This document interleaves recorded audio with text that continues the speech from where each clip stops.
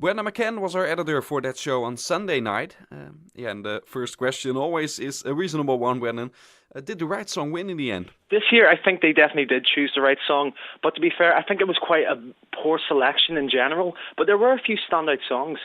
Tim Bell definitely had the best song in terms of the best chance of qualifying. Is it a top 10 place in the Eurovision stage? Probably not.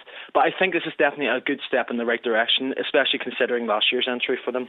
You could say it's a good song and it's being delivered well. But the problem with Switzerland in the last couple of years was that their songs didn't make that impact, enough impact to qualify. Will they do better this time in that region?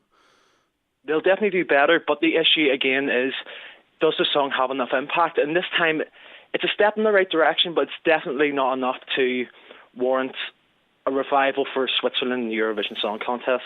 But I'm optimistic about their progress, and with the right staging, the song could help stand out, but it really will depend on its placing and whether vocals and staging will work in the end.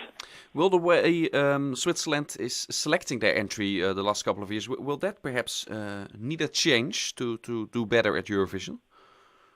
I think it will depend on if Tim Bell are successful or not. If they are successful, they might decide to continue the format. But in general, I think it's time for a revival to the Switzerland.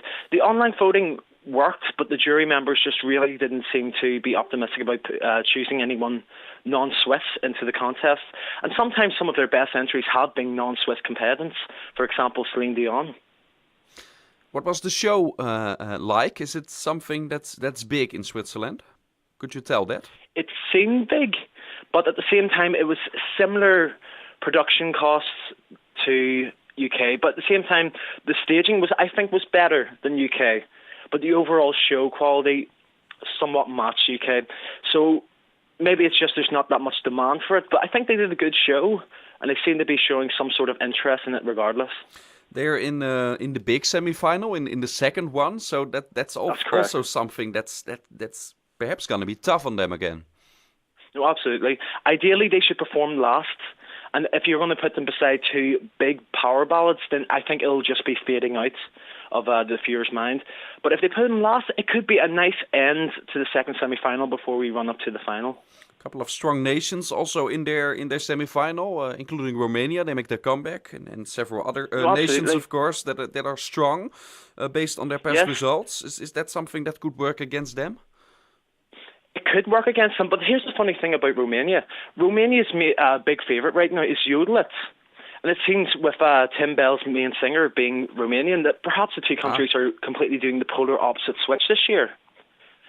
It'll be really interesting to see how those dynamics work, especially in the second half of the second semi-final. So that's something that indeed could help Switzerland, the fact that Romania is in there. But if Romania do choose Yodel It, it might just take the focus away from it, especially for it being an upbeat song. But it will be interesting to see on the night anyways. That's very interesting. We will continue that as Romania will begin their search for Eurovision in a couple of weeks as well. Thank you, Brandon. No problem. Thank you, Dennis.